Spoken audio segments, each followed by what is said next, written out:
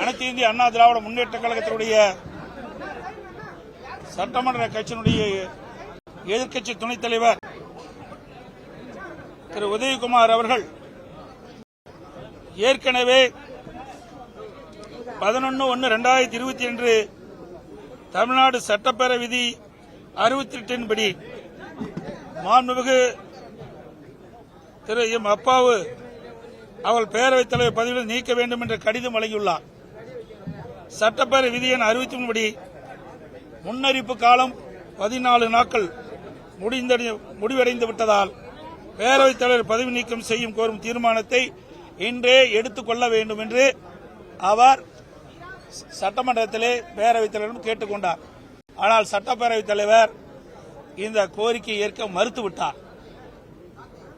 அதோடு முந்தைய அரசாங்கம் அதிமுக ஆட்சி இருக்கும்போது சுட்டிக்காட்டினார். அதை சுட்டிக்காட்டது அது ஏற்புடையதல்ல. ஏற்கனவே அன்றைய எதிர்க்கட்சித் தலைவர் ஸ்டாலின் அவர்கள் அன்றைய சட்டப்பேரவைத் தலைவராக இருந்த திரு பி தனபால் அவர்களை பதவி நீக்கம் செய்ய வேண்டும் என்று தீர்மானத்தை 14 நாட்கள் முடிந்தவுடனே எடுத்துக்கொண்டோம். இது வரலாறு, இதை யாரும் மறுக்க முடியாது. ஆக 14 நாட்கள் நிறைவடைந்த பிறகு கடிதம் கொடுத்து 14 நாட்கள் நிறைவடைந்த பிறகு முறைப்படி சட்டமன்ற நிகழ்ச்சி தள்ளி வைத்து அனைத்து இந்திய அண்ணா திராவிட முன்னேற்ற கழக சட்டமன்ற எதிர்க்கட்சி துணைத் தலைவர் கொண்டு வந்த அந்த சட்டப்பேரவை தலைவர் பதவி நீக்க தீர்மானத்தை எடுத்துக் கொண்டிருக்க வேண்டும். இதை அவர் மறுத்த காரணத்தினாலும் அதோடு கடந்த ஒரு வார காலமாக டாஸ்மாக் தலைமை அலுவலகம் மற்றும் இதர அலுவலகங்களில்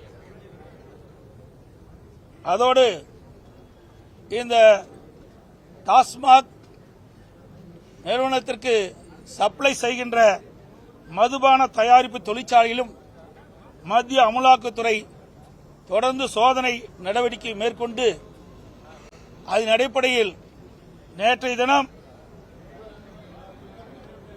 ஒரு செய்தி பத்திரிகையிலும் ஊடகத்திலும் வந்துள்ளன. அமலாக்கத்துறை செய்தி வெளியிட்டது. அதில் 1000 கோடிக்கு மேல் முறைகேடு நடந்துள்ளதாக செய்தி வெளியாகியுள்ளன.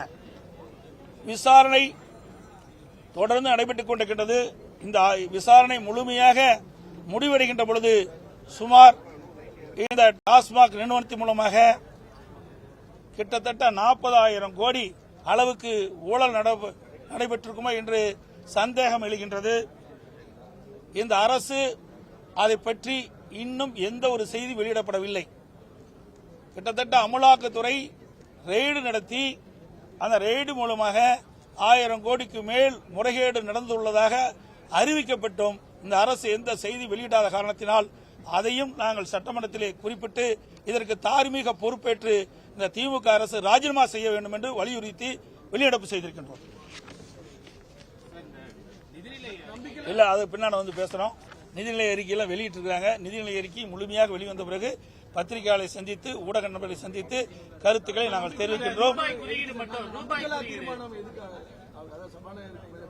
ஆமாங்க, அதான் நம்ம தெளிவா சொன்னேன். 11/1/2025